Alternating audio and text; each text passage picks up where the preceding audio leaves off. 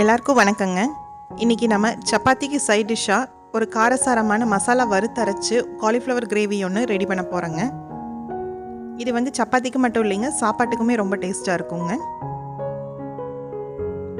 வாங்க எப்படி செய்கிறதுன்னு பார்க்கலாங்க. இந்த கிரேவிக்கு தேவையான மசாலா எப்படி ரெடி பண்ணுறதுன்னு பார்க்கலாங்க. ஒரு வடக்கல்ல ஒரு குழிக்கரண்டி எண்ணெயை சேர்த்திட்டுங்க, அதில் ஒரு துண்டு கல்பாசி, ஒரு பிரிஞ்சி இலை, 2 கிராம்பு, 4-5 துண்டு பட்டை, 1 ஸ்பூன் சோம்பு இதெல்லாம் சேர்த்து நம்ம வறுத்துக்கலாங்க. அது கூட 7-8 பச்சை மிளகாய் சேர்த்திக்கலாங்க. இது அவங்கவுங்க காரத்துக்கு ஏற்ற மாதிரி கூட்டிக்கலாம், குறைச்சிக்கலாங்க.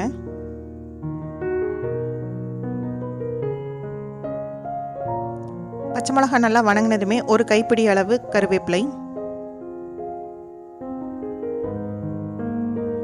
அது கூட 4 பெரிய வெங்காயம் பொடியாக நறுக்கி வச்சுருக்குறோங்க, அதையும் உள்ளே சேர்த்திக்கலாங்க. இந்த வெங்காயம் வந்து நல்லா பொன்னிறம் ஆகிற வரைக்கும் நம்ம வணக்கிக்கலாங்க.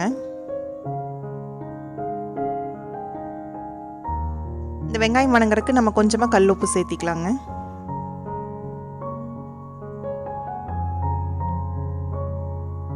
இந்த கிரேவியில் பச்சை மிளகாய் சேர்த்தி செய்கிறதுனால கிரேவி வந்து டேஸ்ட் டிஃப்ரெண்ட்டாக இருக்குங்க.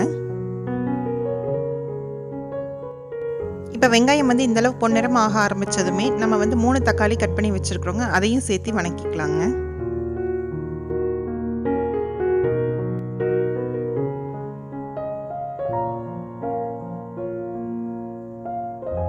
தக்காளி வந்து நல்லா மசிஞ்சு வர அளவுக்கு நம்ம இதை வணக்கிக்கலாங்க.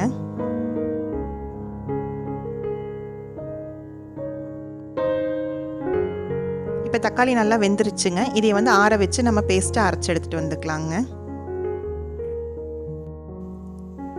ஒரு வடக்கல்லிங்க 3 குழிக்கரண்டி எண்ணெய் சேர்த்திக்கலாங்க.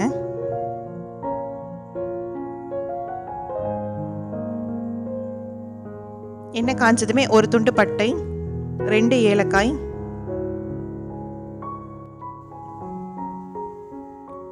3 கிராம்பு,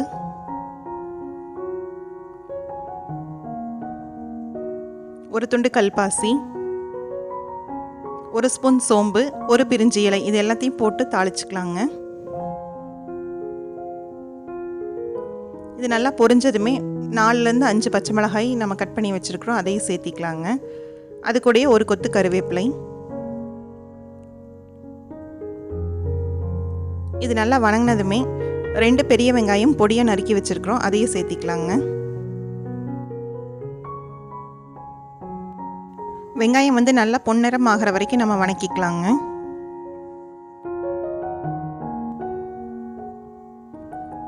இப்போ வெங்காயம் வணங்குறதுக்கு கொஞ்சமாக கல்லுப்பு,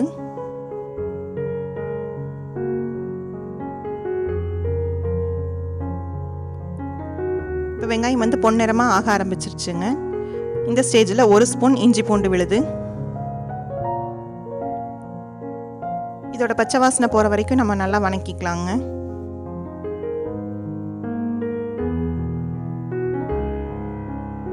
நல்லா வணங்கினதுமே ஒரே ஒரு பெரிய தக்காளி பொடியாக கட் பண்ணி வச்சுருக்குறோம், அதையும் சேர்த்திக்கலாங்க.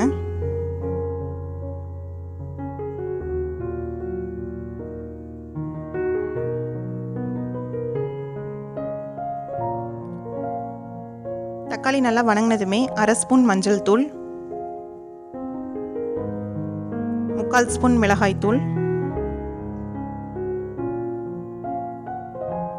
1 ஸ்பூன் கொத்தமல்லி தூள், இதெல்லாம் சேர்த்து நம்ம கொஞ்ச நேரம் வணக்கிக்கலாங்க.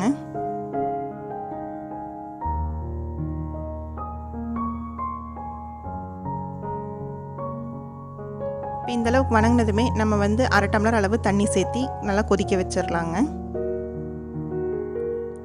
இந்த தூளுகளோட பச்சை வாசனை போகிற வரைக்கும் இதை நல்லா கொதிக்க வச்சுக்கலாங்க. இப்போ இது நல்லா கொதிச்சதுமே நம்ம அரைச்சி வச்சிருக்கிற மசாலா விழுதை உள்ளே சேர்த்திக்கலாங்க. இந்த வெங்காயம் தக்காளி கூட இந்த மசாலாவையும் சேர்த்து நல்லா எண்ணெய் பிரிஞ்சு வர அளவுக்கு நம்ம வணக்கிக்கலாங்க.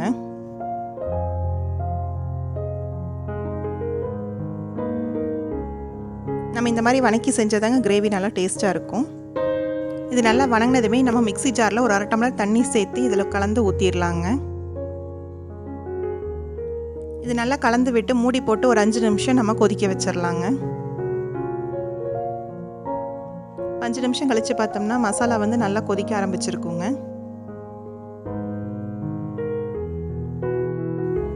இந்த ஸ்டேஜில் நம்ம காலிஃப்ளவரை உள்ளே சேர்த்திக்கலாங்க. இந்த காலிஃப்ளவர் வந்து நல்லா கொதிக்கிற தண்ணியில் போட்டு ஒரு 5 நிமிஷம் நம்ம மூடி வச்சு எடுத்து வடிகட்டி எடுத்துருக்குறோங்க. அதையே இப்போ உள்ளே சேர்த்திக்கலாங்க.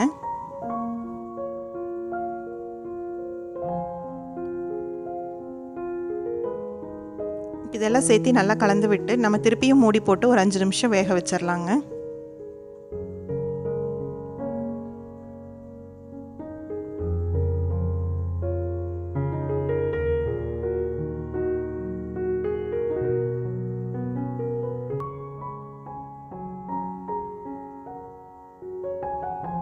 இந்த அளவு கலந்ததுமே நம்ம வந்து மூடி போட்டு ஒரு 5 நிமிஷம் சிம்மில் வச்சிடலாங்க. 5 நிமிஷம் கழித்து பார்த்தீங்கன்னா மேலே கொஞ்சம் எண்ணெய் பிரிஞ்சு வர ஆரம்பிக்குங்க. இடையில எடுத்து நம்ம கிளறி விட்டுக்கணுங்க. இந்த கிரேவிக்கு வந்து நம்ம தண்ணி அளவாக தாங்க சேர்த்தணும். மசாலா வணங்கியில் நிறைய தண்ணி சேர்த்துனோம்னா இந்த அளவுக்கு திக்காக நம்மளுக்கு கிடைக்காதுங்க.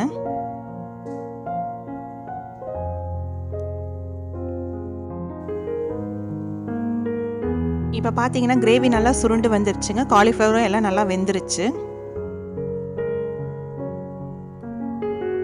நம்மளுக்கு இந்த அளவுக்கு திக்காக இருந்தால் தாங்க டேஸ்ட் நல்லாயிருக்கும்.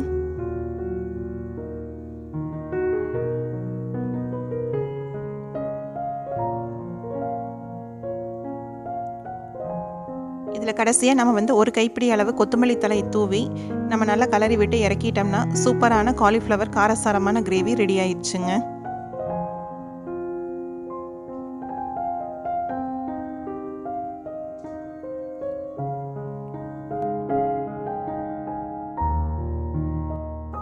அவ்வளோதாங்க, நம்மளோட கிரேவி ரெடி ஆயிடுச்சு. நீங்களும் வீட்டில் ட்ரை பண்ணி பார்த்துட்டு எப்படி இருந்துச்சுன்னு சொல்லி கமெண்ட்டில் எழுதுங்க.